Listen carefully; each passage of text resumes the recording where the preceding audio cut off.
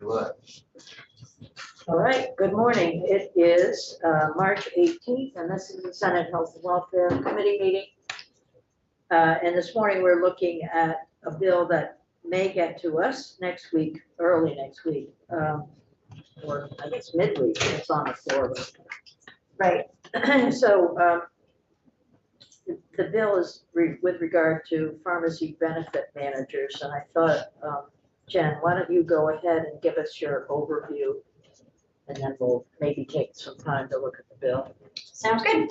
Good morning, Jennifer Kirby from the Office of Legislative Counsel, and I had put together for when House Healthcare took up this topic in H353 an overview of just what pharmacy benefit managers are, and so I think you have that posted on your webpage. So I thought I would just walk through that, and we can discuss if there are questions as we go along.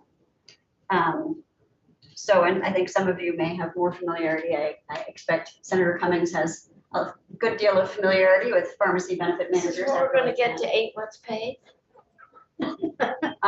Almost. It's been a while. I do remember. All right, so to start out with, what is a pharmacy benefit manager? We often call them PBMs. And a pharmacy benefit manager is generally a company that manages prescription drug benefits on behalf of a health plan, whether that's a health insurer or a self-funded employer plan, what some people call ERISA plans, Medicaid, Medicare, Part D, other payers. For the most part, they will contract out the pharmacy part of their business because it's kind of specialized to a pharmacy benefit manager. And they serve as an intermediary between the payers and the prescription drug manufacturers. And in a couple of slides, you'll see I've used somebody else's, but just one visual of what the pharmacy chain looks like in how the drug gets from the manufacturer to the consumer and kind of all the players along the way. So the 3 biggest PBMs in the US are probably names you're familiar with: Express Scripts, CVS Caremark, and Optum Rx, which is a division of United Healthcare. And together they have more than 3/4 of the market share, and some sources put it as high as 89% in recent years. So those are the 3 main players in the PBM space, but there are others as well. So next, what does a PBM do? They have a number of different duties. They administer the prescription drug benefit for health plans, and that includes claims processing and member support. So really what you would usually think of what the insurance plan does, for the pharmacy side, it's usually a PBM doing that. They also develop and maintain the prescription drug formulary. And the formulary is the list of drugs that are covered under the health plan. So the PBM develops that often in consultation with the health insurer, but that's often a big part of what the PBM does. They also negotiate rebates and discounts from the drug manufacturers, which they do, and the manufacturers give those rebates and discounts in exchange for the PBM putting their drug in the formulary, and sometimes it's putting it in a preferential spot on the formulary so that it kind of drives business to a particular manufacturer's drug, and that can come with rebates and discounts then from the manufacturers. Often they will also implement utilization management tools for prescription drugs, so things like prior authorization, step therapy. Step therapy is a requirement that a patient try and fail on one drug in a class before they're able to try other drugs on the class. There might be a sort of a hierarchy or steps that they have to go through to try different drugs to get to what works. There might also be quantity limits. There are a number of different utilization management tools, but those are some of the ones people are most familiar with. And then they also contract directly with pharmacies. So the PBM is not only working with the drug manufacturers, they're also contracting directly with the pharmacies to reimburse them for the drugs that they dispense to the plan beneficiaries. And the PBM establishes what's called the maximum allowable cost. So this is another one of the acronyms for each drug, the MAC price, and that's the amount that they will reimburse the pharmacy for the drug. So that's kind of a list of many of the things that PBMs do. The next slide is what I was talking about, and this is really particularly highlighting the role of the pharmacy benefit manager, but there are a lot of different players involved, from the manufacturer, the wholesaler, which is involved in getting the drugs to the pharmacy, the pharmacy benefit manager, the health plan. There's lots of different, there's a flow of funds, and then there's the flow of services, and often they go in both directions, or sometimes just one. So this came from the Commonwealth Fund. I think it's a helpful illustration of how complicated prescription drugs are, the supply chain, and also the pricing, and where costs may get added into the process. So how are PBMs regulated? Well, under current law, and I have to say H353 as described here is the bill as introduced, not what is currently under up for debate on the floor of the House.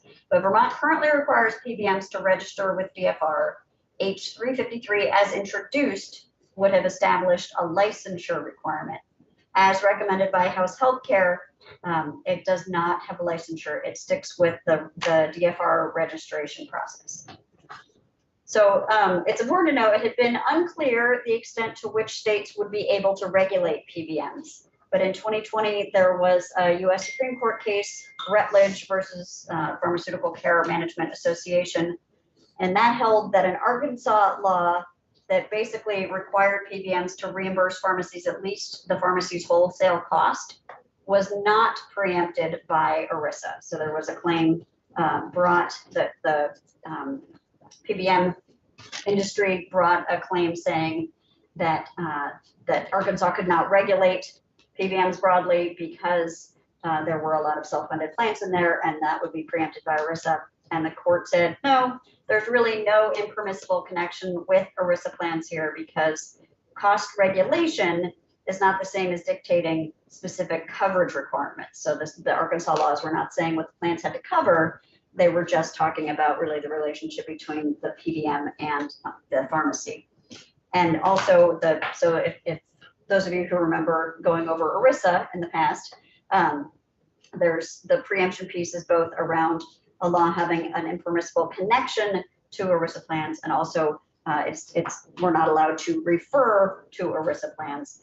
And in this case, they said the law does not refer to ERISA because the law, Arkansas law, does not depend on the existence of ERISA plans. It's really, again, focused on PBM and pharmacy relationship, and to some extent the patient experience there, but it's not dictating what has to be covered under the plan, and it doesn't care if you're an ERISA plan or a non-ERISA plan. It just functions the same way. So as a result, many states have created or revised or are looking at creating or revising licensure or registration requirements, or looking to increase regulation of PBMs. And I've linked to a couple of resources from NCSL and NASHP. NASHP is the National Academy for State Health Policy. Are those active links? Yes. They should be active links, yes. So finally, just some past and present PBM policy issues. These are some of the issues that have come up in the past and are still being debated and discussed. But the first is spread pricing. So in spread pricing of PBM, and this is often what happens, PBM is reimbursed by health plans and employers, the payers, at a higher price than what the PBM reimburses the pharmacy for the drug. And the PBM keeps that difference. It's called the spread. So often the spread, in an individual transaction, it's a very small amount, but given the volume that these PBMs work in, it adds up to a lot of money. So spread pricing is one policy issue that I think people have different positions on.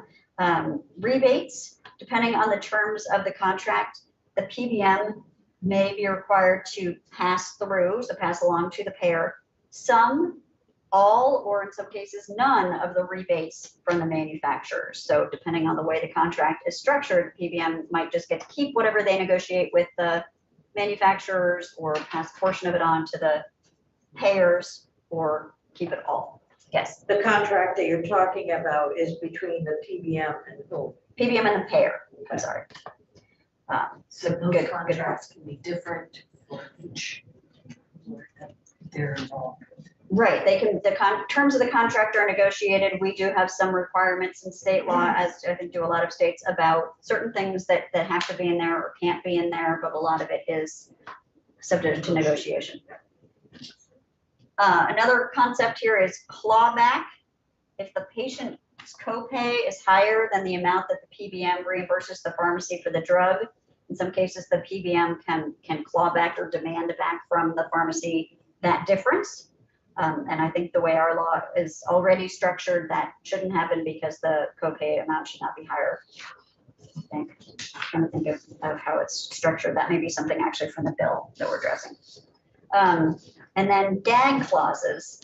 In this case, it's when a PBM prohibits a pharmacy or pharmacist from telling patients if it would be cheaper for them to pay cash without going through their insurance than to do the copay amount, or telling patients about lower cost options that would be available, things like that. Vermont has some gag clause prohibitions in existing law. There are also some more in the bill. And in 2018, Congress passed a law prohibiting gag clauses about the cash price being less than using insurance. So that piece is also now regulated at the federal level. And that's really all I had in here. It was just to give you a general sense, sort of a framework for and context for what we're talking about when we're talking about PBMs. I think there are many different perspectives on PBMs and their role in the system, and I think you'll probably hear some of that when you take the bill up. Some people think they're very useful. Some people think they're adding cost. Obviously, you will be the judge of what you want to regulate. So I have a question about the gag clause. Yes. I remember it's probably before 2018, asking what the actual price was of a prescription that Oh, good I question. had to pay, $2. Yes. And I said, well, what's the real price of this? And I was told by the pharmacist that they couldn't tell.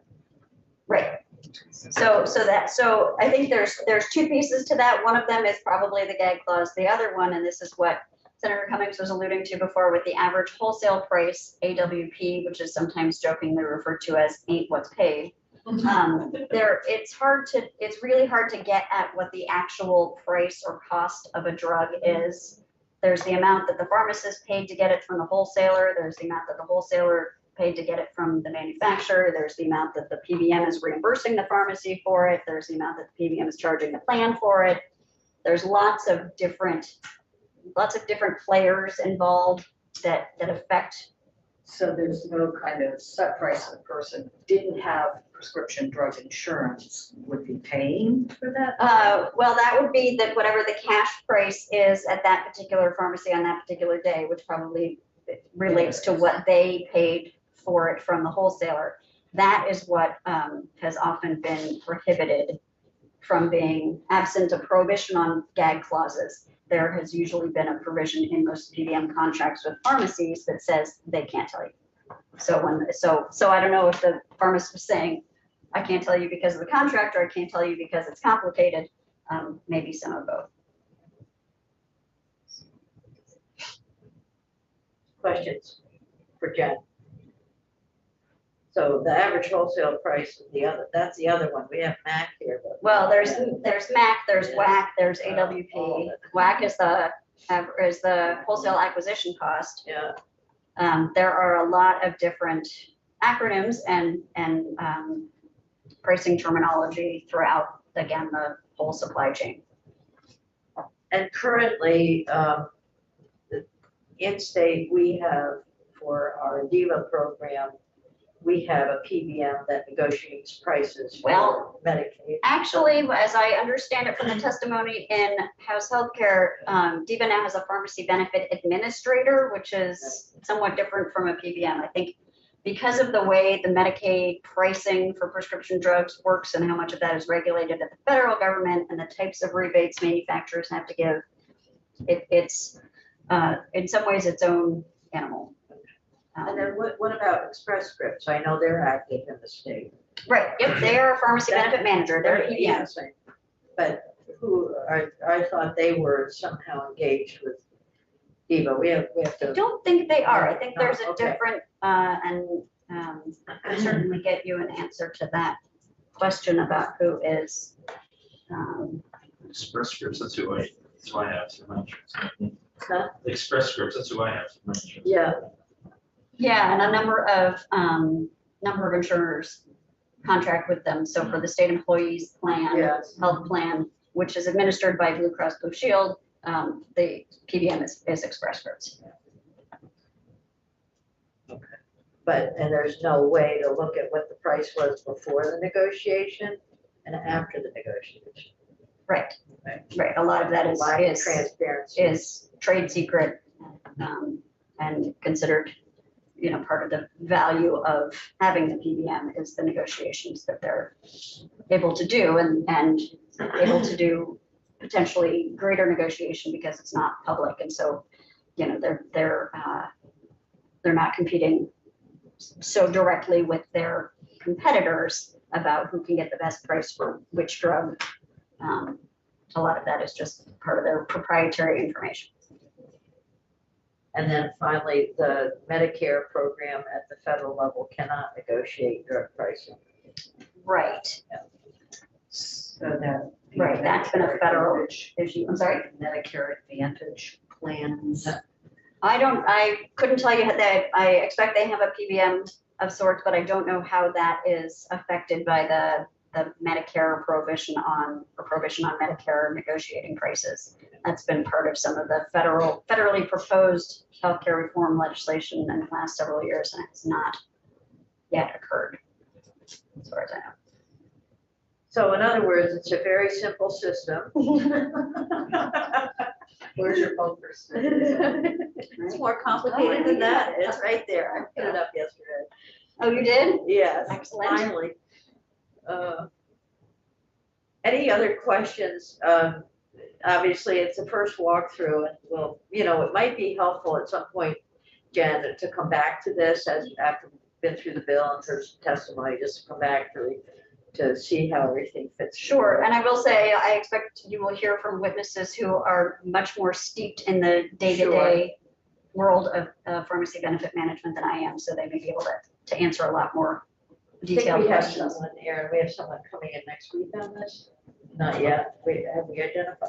We're looking for that person, but we're gonna get someone. Okay. All right, so unless there are questions with this, we'll just take a walk through the bill. Okay. And the bill that we have on our webpage is as passed by the House, right? Well, it's not passed by Where it the- is It's right the House now. Healthcare Strike All Amendment. Yeah. That's perfect. Yep.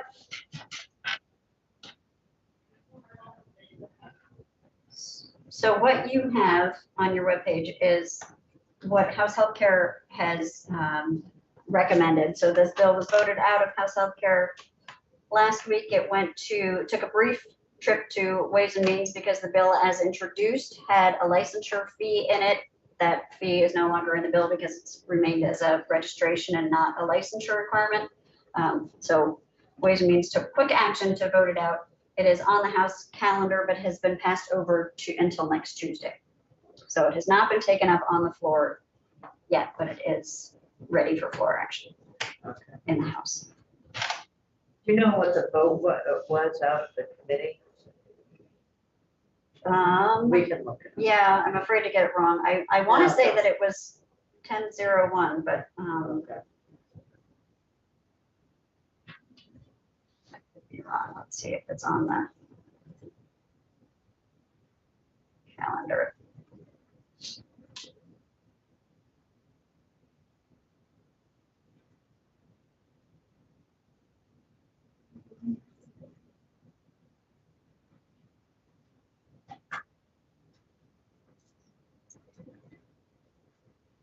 Yes, it was 10-01 Okay, out of healthcare and 9-02 out of Ways and Means. okay. All right.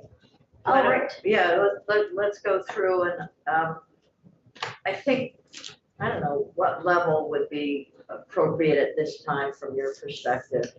I think I can sort of identify for you where things are and some changes from the existing law, but I think we may want to wait to do a more thorough, or we can do a second walkthrough before you take Yes. let's do that testimony on this. after. Okay. Yeah. So the first section is just some legislative intent about increasing access to medications by making prescription drugs more affordable and accessible, by increasing state regulation of PBMs, and to stabilize and safeguard against the loss of more independent and community pharmacies. This was a lot of the testimony that House Healthcare heard was about the loss of and the reduction in the number of independent and community pharmacies over the last few years. So section 2 of the bill amends an existing subchapter on pharmacy benefit managers. It does carve Medicaid out of because of some of the new provisions that are going in here. As I said, Medicaid seems to have a different relationship and a different and a pharmacy benefit administrator, at least as that term was used in House Healthcare, rather than a pharmacy benefit manager.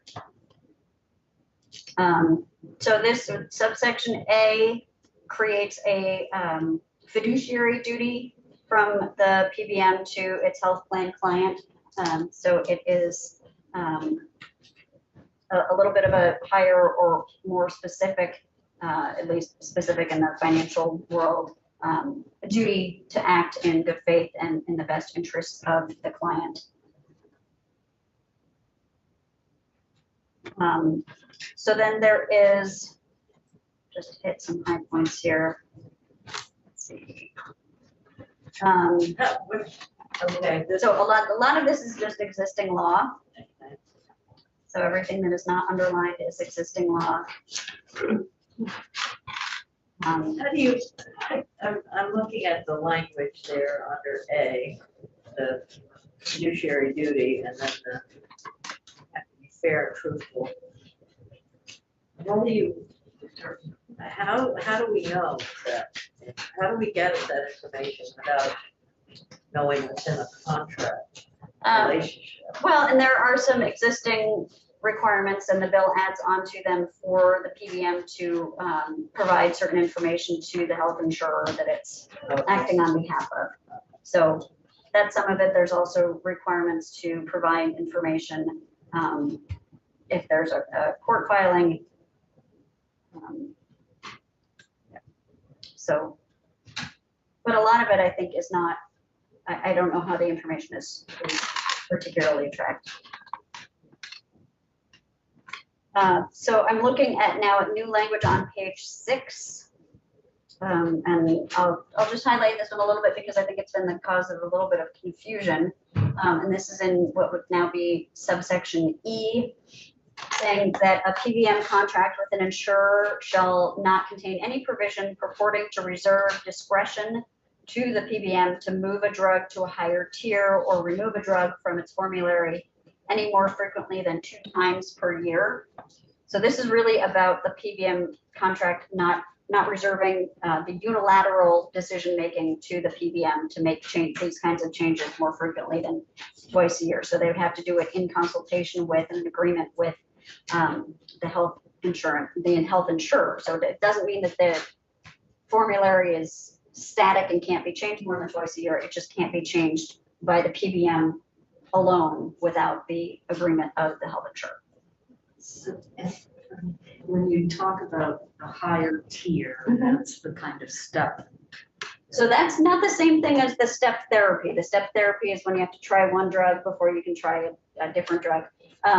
This is like something that might be subject to a lower copay rather than a higher copay, or be on the specialty pharmacy tier. There are generally a few tiers in a prescription drug plan. That's something that might be described more frequently. Yeah, I think it's more about cost and incentivizing generic drugs, for example, things that are cheaper for the plan, rather than going straight to the the most expensive, high cost brand name drug. Does that make sense? Okay, great.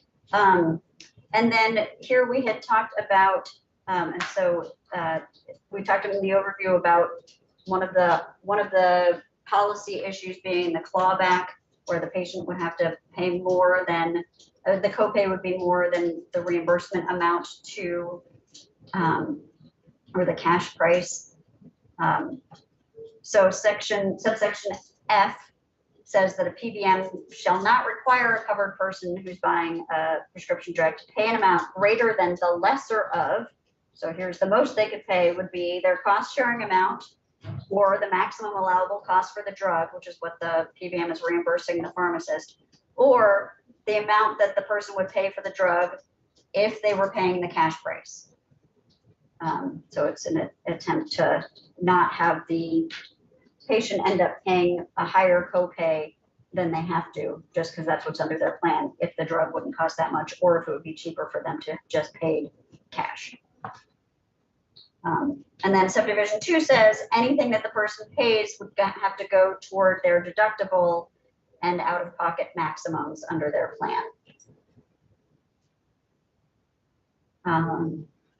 And then the next provision is on PBM required practices with respect to pharmacies. So there's a lot of language in both in the bill as introduced and still in this bill, trying to regulate that relationship between the PBM and the pharmacist. So this is a more robust gag clause prohibition in subsection B. I tried to, our existing PBM laws are a little bit scattered in the insurance statutes, and so in some ways trying to bring things together so things may look new that aren't necessarily all new, but they're easier to find together. So we put a gag clause in when we did the importation. right, in that, Yeah. I think it was in that bill that you That made was- some, you yeah. put in some bans on gag clauses. Yes, okay. So this would say that the contract between the PBM and the pharmacy cannot restrict the pharmacy in any way from disclosing to the covered person, the consumer, any healthcare information that they deem appropriate, including the nature of the treatment, the risks and the alternatives, the availability of alternate therapies, consultations, or tests, the decision of utilization reviewers, so the people on the PBM side or similar people, to authorize or deny services. So just telling them what you didn't get this because they denied it, or they denied it because. The process that is used to authorize or deny healthcare services, or information on finance, incentives, and structures used by the health insurer. Similarly, they in some of the crossed out language, it's just getting moved to different places. But on the top of page 9, the PBM cannot, in the new language, prohibit a pharmacy or pharmacist from discussing information regarding the total cost of pharmacist services for the prescription drug. So some of that might go to Senator Hooker's question before, asking the pharmacy, well, what's the cost? Some of that is also the pharmacist services, the dispensing fee, and their acquisition cost.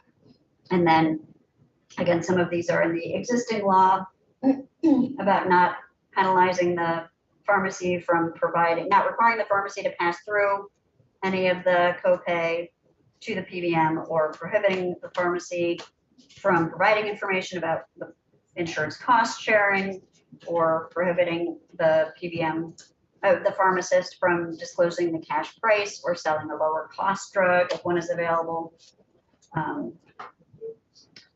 So largely trying to put these together. Then there's some provisions around the PBM contract with the pharmacist, not prohibiting, restricting, or limiting disclosure to the commissioner of DFR, law enforcement, or state and federal government officials.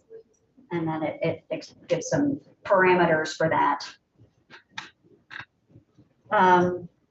So then on page 10, we've got the PBM would not be able to terminate a contract or penalize a pharmacy or pharmacist for disclosing information about PBM practices. This is trying to get rid of some of the secrecy, except for information determined to be a trade secret, or sharing any portion of the PBM contract with the commissioner of DFR based on a complaint or query about the contract's compliance with the law.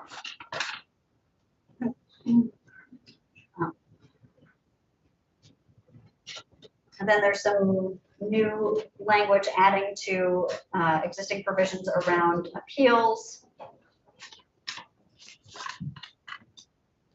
Some timelines there. One thing I do just want to flag for you on page 12, and you'll see this come up for the end. In the middle of the page, starting on line 8, is some language that is not underlined. And you may remember this from last year. This was right near the end of the session. I think it was last year, could have been 2 years ago. This was about, I just remember I was home, so. We were all somewhere. The PBM cannot require a claim for a drug to include a modifier or supplemental transmission or both to indicate that it is a 340B drug unless it's going to be paid by Medicaid. And they cannot restrict access to a pharmacy network or adjust reimbursement rates based on a pharmacy's participation in a 340B contract pharmacy arrangement. So these were some 340B provisions that the FQHCs and others brought to you with concerns. I think it was the end of last session. Anyway, this was, That was the end of, It was last year, it because was. I was in the Okay, committee. yeah. Yeah, but was Yeah. it last year? I think it was, Yeah, it had to be. because the report, Yeah. and a report came back. So you'll see later on in here, this was a time limited provision that is supposed to sunset on January 1st of 2023. Yes. And they have taken out that sunset, Okay, so or they they've put it- extended the sunset. Right. I think is what they did. Oh, Yes, it's they nice to extended see it. it in context. Yeah, so I just Yeah. wanted to flag that for you. Where did that go? And then there's some new 340B language saying that the PBM can't reimburse a 340B covered entity for prescription drugs at a rate lower than they pay for the same drugs to non-340B pharmacies and not put any other fee, chargeback, or other adjustment because of that participation.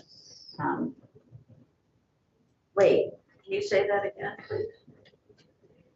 It's sort of some similar protections for, as in that, the previous provisions for 340B pharmacies. So Okay. the PBM can't pay less to a 340B pharmacy than they would for a non-340B pharmacy or charge them anything because they are a 340B pharmacy. Got it. And the 340B pharmacies are the hospital. 340B pharmacies are, they dispense, well, they participate in the federal 340B drug pricing program, but it's for outpatient drugs only, so not inpatient drugs. And it's for patients of hospitals, FQHCs, and there are some other limited, I think, eligible covered entities. But for our purposes, I think it's mainly hospitals and FQHCs that operate their own pharmacy or by contract. So it can also be 340B contract pharmacy. And again, there's some additional language at the top of page 13 about not discriminating against 340B covered entities in a way that would discourage or interfere with the patient's choice to get the drugs from that covered entity. Subsection I is saying that a PBM cannot reimburse a pharmacy less than the amount that it would reimburse a PBM affiliate for the same pharmacy services. So some PBMs have affiliated pharmacies and they can't provide preferential treatment as far as how they reimburse. Subsection J says that the PBM cannot put any limitations or restrictions on a licensed pharmacy that is greater than what the Vermont Board of Pharmacy or other state or federal law would do, or withhold payment because the pharmacy did not comply with certain participation requirements. And finally, the PBM would have to provide notice to participating pharmacies before changing its formulary. Section 3 deals with some pharmacy And they rights. can only do it twice a year based on. They can only unilaterally do it Yes, they twice a do. year. I think that's the important distinction because Oh. that was what was being brought up a lot on the House side was, well, if the PBM can only change the formulary twice a year and there are changes in state or federal law or availability of Right. drugs. And so that's why it's important to note the contract cannot reserve discretion to the PBM to make those changes. But there's nothing prohibiting them from making changes with the cooperation of the insurer. it's just the reserving discretion piece. Section 3 gets into some, that we have an extensive existing section of law on pharmacy rates during an audit. So this is one of PBM audits of pharmacies records. And so these are some additional provisions around what happens if the audit is conducted remotely, and some notice requirements, and reducing the time frames for audit reports to be delivered to the pharmacy. Who does the audits? The PBM. I mean, as I understand it, the PBM is doing the audit at some part So of their they're just operation. wanting to ensure that the price that they've provided. I think they're looking at the, I think the pharmacies or the PBMs would be in a better position to tell you what they're looking for, but I think they're looking for fraud, they're looking for, you know, Price gouging. potentially, or provision of services in a way that they don't feel is in the best interest of the patients. They're looking to make sure what they're paying for is what they should be paying, what they think they should be paying for, and that the care is appropriate.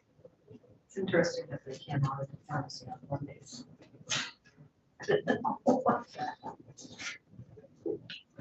Because they won't be ready. Okay, Right, I do think that the pharmacy has to have a lot of materials ready for the auditor when the auditor arrives.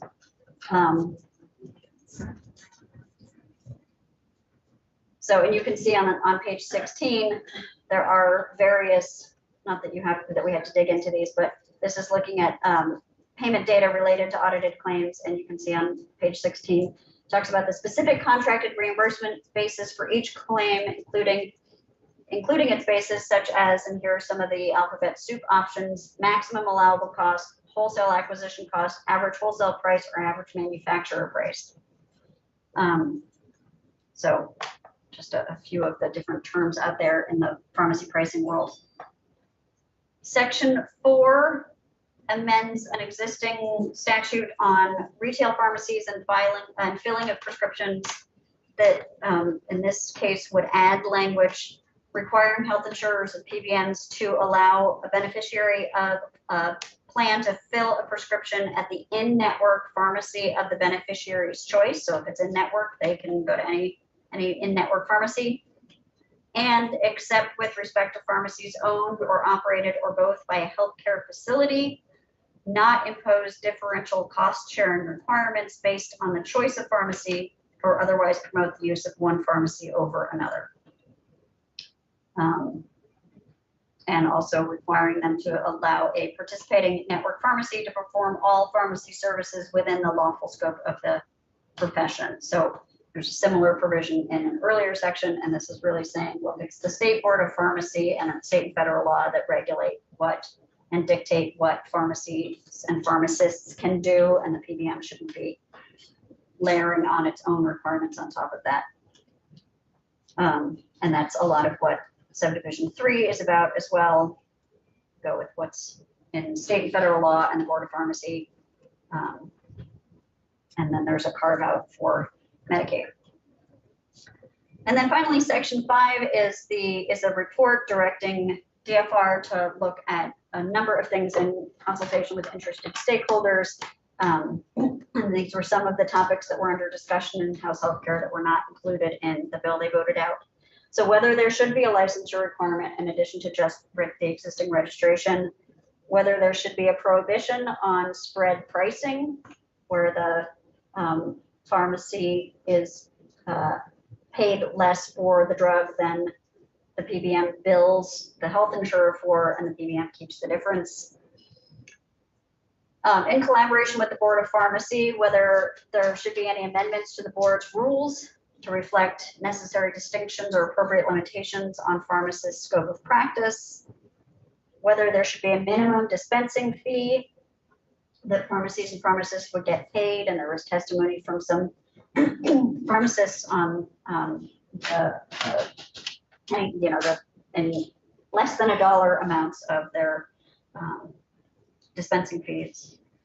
How a pharmacy should be reimbursed for a claim if the PBM denies an appeal in whole or in part, including whether the pharmacy should be able to submit the claim directly to the health insurer and get the difference between what the PBM paid and what the reasonable acquisition cost was, plus a dispensing fee. So basically whether they should be able to balance bill the insurer if the PBM doesn't pay them enough or doesn't pay them what they think they ought to be paid.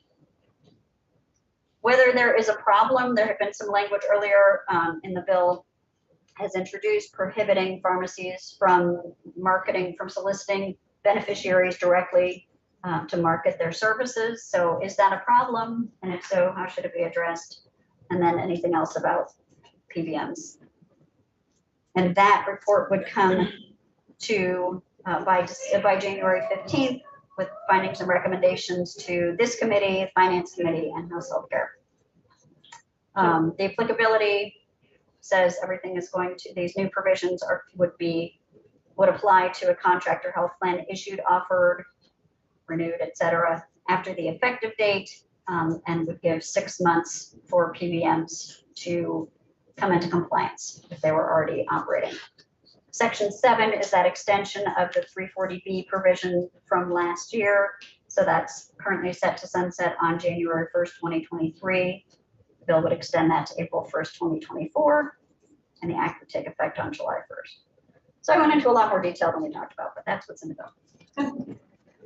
Oh, piece of cake. Yeah. One quick question. Go ahead. The registration for PBMs, is that with OPR or with DFR? It's with DFR. Yeah. Yes. And you may want to hear from them. I'm looking at the study and the one, let me just ask you a question about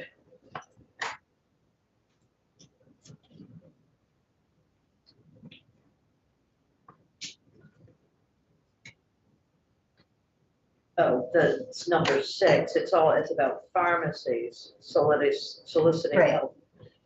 So was there any discussion about pharmaceutical companies soliciting patients utilizing some of their drugs? This is all outside of the PBM. Right. I guess. No, I think the issue with that is that a lot of that is just advertising and would be beyond our ability to regulate. It's Right. advertising that's coming from outside the state, is being broadcast on. What about the television, otherwise. situation where a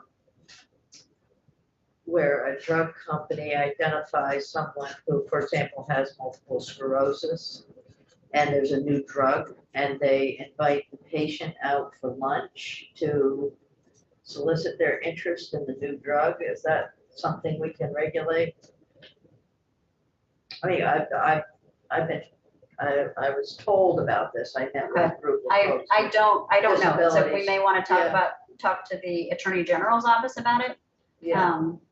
I have not heard of that happening. It was not something that was discussed. This was really, there was language in the bill that's introduced about direct solicitation by pharmacies, and there was a question about whether this was an actual, what problem this was looking to solve. Was this a Okay. problem that was happening in Vermont? And if so, how should it be addressed? Okay.